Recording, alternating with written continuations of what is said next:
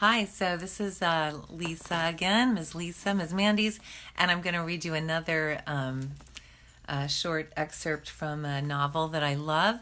It's something, again, that I read when I was in middle school. I've read it since as an adult, and many people may know this book as a darling animated film, but if you read the actual classic, the book is called Watership Down by Richard Adams. It really shows you that rabbits are not the snuggly, darling creatures that you think they are, but they're kind of scary.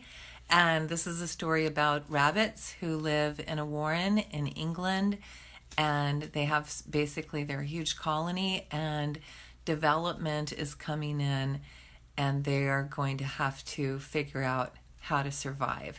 So this is an amazing book. I'll just read you the first few pages. So enjoy. Watership Down by Richard Adams.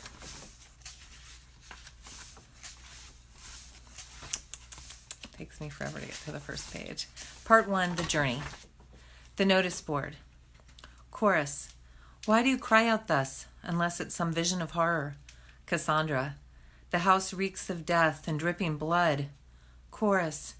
How so? 'Tis but the odor of the altar sacrifice. Cassandra. The stench is like a breath from the tomb. Aeschylus, Agamemnon. You might know Cassandra from Greek mythology. Nobody listened to her, even though she was crying disaster. The primroses were over. Toward the edge of the wood, where the ground became open and sloped down to an old fence and a brambly ditch beyond, only a few fading patches of pale yellow still showed among the dog's mercury and oak tree roots. On the other side of the fence, the upper part of the field was full of rabbit holes. In places, the grass was gone altogether, and everywhere there were clusters of dry droppings, through which nothing but the ragwort would grow. 100 yards away, at the bottom of the slope, ran the brook, no more than 3 feet wide, half choked with kingcups, watercress, and blue brooklime. The cart track crossed by a brick culvert and climbed the opposite slope to a 5-barred gate in the thorn hedge. The gate led into the lane. The May sunset was red in clouds, and there was still half an hour to twilight. The dry slope was dotted with rabbits, some nibbling at the thin grass near their holes, others pushing further down to look for dandelions or perhaps a cowslip that the rest had missed. Here and there one sat upright on an ant heap and looked about, with ears erect and a nose in the wind.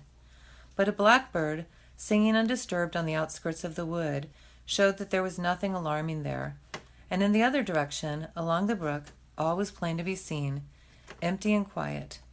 The warren was at peace. At the top of the bank, close to the wild cherry tree where the blackbird sang, was a little group of holes almost hidden by brambles. In the green half-light at the mouth of one of these holes, 2 rabbits were sitting together side by side. At length, the larger of these 2 came out, slipped along the bank under cover of the brambles, and so down into the ditch and up into the field. A few moments later, the other followed. The first rabbit stopped in a sunny patch and scratched his ear with rapid movements of his hind leg. Although he was a yearling and still below full weight, he had not the harassed look of most outskirters, that is, the rank and file of ordinary rabbits in their first year who, lacking either aristocratic parentage or unusual size and strength, get sat on by their elders and live as best they can, often in the open, on the edge of their warren. He looked as though he knew how to take care of himself. There was a shrewd, buoyant air about him as he sat up, looked round, and rubbed both front paws over his nose. As soon as he was satisfied that all was well, he laid back his ears and set to work on the grass. His companion seemed less at ease. He was small, with wide, staring eyes, and a way of raising and turning his head which suggested not so much caution as a kind of ceaseless, nervous tension. His nose moved continually, and when a bumblebee flew humming to a thistle bloom behind him, he jumped up and spun round with a start that sent 2 nearby rabbits scurrying for holes before the nearest, a buck with black-tipped ears, recognized him and returned to feeding. "Oh, it's only Fiver," said the black-tipped rabbit, jumping at bluebottles again. "Come on, Buckthorn. What were you telling me?" "Fiver," said the other rabbit. "Why is he called that?" "5 in the litter, you know. He was the last and the smallest. You'd wonder nothing had got him by now. I always say a man couldn't see him and a fox wouldn't want him. Still, I admit he seems to be able to keep out of harm's way." The small rabbit came closer to his companion, lolloping on long hind legs. "Let's go a bit further, Hazel," he said. "You know, there's something queer about the warren this evening, although I can't tell exactly what it is. Shall we go down to the brook?" "All right," answered Hazel, "and you can find me a cowslip. If you can't find one, no one can." He led the way down the slope, his shadow stretching behind him on the grass. They reached the brook and began nibbling and searching close beside the wheel ruts of the track.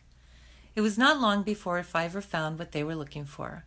Cowslips are a delicacy among rabbits, and as a rule, there are very few left by late May in the neighborhood of even a small warren. This one had not bloomed, and its flat spread of leaves was almost hidden under the long grass. They were just starting on it when two larger rabbits came running across from the other side of the nearby cattle wade. "Cowslip?" said one. "All right, just leave it to us. Come on, hurry up," he added as Fiver hesitated. "You heard me, didn't you?" "Fiver found it, Toadflax," said Hazel. "And we'll eat it," replied Toadflax. "Cowslips are for Owsla. Don't you know that? If you don't, we can easily teach you." Fiver had already turned away. Hazel caught him up by the culvert. "I'm sick and tired of it," he said. "It's the same all the time. These are my claws, so this is my cowslip. These are my teeth, so this is my burrow. I'll tell you, if I ever get into the Owsla, I'll treat outskirters with a bit of decency." Here's a note from the author. Nearly all warrens have an Owsla, or group of strong or clever rabbits, second year or older, surrounding the chief rabbit and his doe, that's the female rabbit, his wife, and exercising authority. Owslas vary. In one warren, the Owsla may be a band of a warlord. In another, it may consist largely of clever patrollers or garden raiders. Sometimes a good storyteller may find a place, or a seer, or intuitive rabbit. In the Sandalford warren at this time, the Owsla was rather military in character, though, as will be seen later, not so military as some. "Well, you can at least expect to be in the Owsla one day," answered Fiver. "You've got some weight coming, and that's more than I shall ever have." "You don't suppose I'll leave you to look after yourself, do you?" said Hazel. "But to tell you the truth, I sometimes feel like clearing out of this warren altogether. Still, let's forget it now and try to enjoy the evening. I tell you what, shall we go across the brook? There will be fewer rabbits, and we can have a bit of peace, unless you feel it isn't safe," he added. The way in which he asked suggested that he did in fact think that Fiver was likely to know better than himself, and it was clear from Fiver's reply that this was accepted between them. "No, it's safe enough," he answered. "If I start feeling there's anything dangerous, I'll tell you. But it's not exactly danger that I seem to feel about the place. It's, I don't know, something oppressive, like thunder. I can't tell you what, but it worries me. All the same, I'll come across with you." They ran over the culvert. The grass was wet and thick near the stream, and they made their way to the opposite slope, looking for drier ground. Part of the slope was in a shadow, for the sun was sinking ahead of them, and Hazel, who wanted a warm, sunny spot, went on until they were quite near the lane. As they approached the gate, he stopped, staring. "Fiver, what's that? Look!"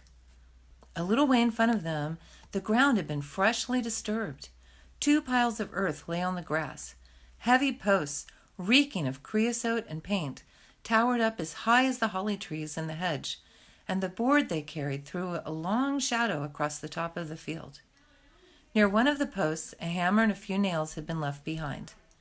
The 2 rabbits went up to the board at a hopping run and crouched in a patch of nettles on the far side, wrinkling their noses at the smell of a dead cigarette end somewhere in the grass. Suddenly, Fiver shivered and cowered down. "Oh, Hazel, this is where it comes from. I know now. Something very bad. Some terrible thing, coming closer and closer." He began to whimper with fear. "What sort of thing? What do you mean? I thought you said there was no danger." "I don't know what it is," answered Fiver wretchedly. "There isn't any danger here at this moment, But it's coming. It's coming. Oh, Hazel, look, the field. It's covered with blood. Don't be silly. It's only the light of the sunset. Fiver, come on. Don't talk like this. You're frightening me. Fiver sat trembling and crying among the nettles as Hazel tried to reassure him and find out what it could be that had suddenly driven him beside himself. If he was terrified, why did he not run for safety, as any sensible rabbit would? But Fiver could not explain and only grew more and more distressed. At last Hazel said, Fiver, you can't sit crying here. Anyway, it's getting dark. We'd better go back to the burrow. Back to the burrow? Whimpered Fiver. It'll come there. Don't think it won't. I tell you, the field's full of blood. Now stop it, said Hazel firmly. Just let me look after you for a bit. Whatever the trouble is, it's time we got back. He ran down the field and over the brook to the cattle wade. Here there was a delay, for Fiver, surrounded on all sides by the quiet summer evening, became helpless and almost paralyzed with fear.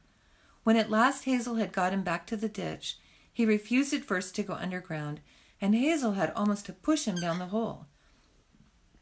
The sun set behind the opposite slope. The wind turned colder, with a scatter of rain, and in less than an hour it was dark.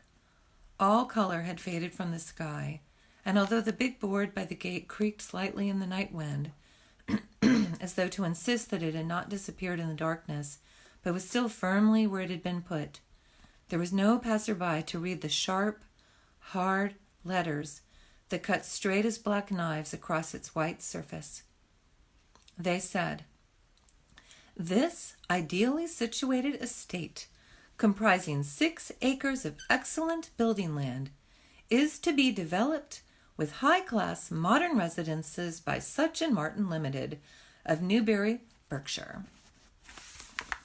That's the end of chapter 1. This is a really good book. It's kind of thick, if you're worried about thick books, and it's got kind of small print, but it will really change your life. It'll make you think about animals and about their lives and the way that they feel, and how they might feel when you decide to build your beautiful home where they have their underground burrow. So anyways, this book changed my life, and I think that if you read it, it might change yours too.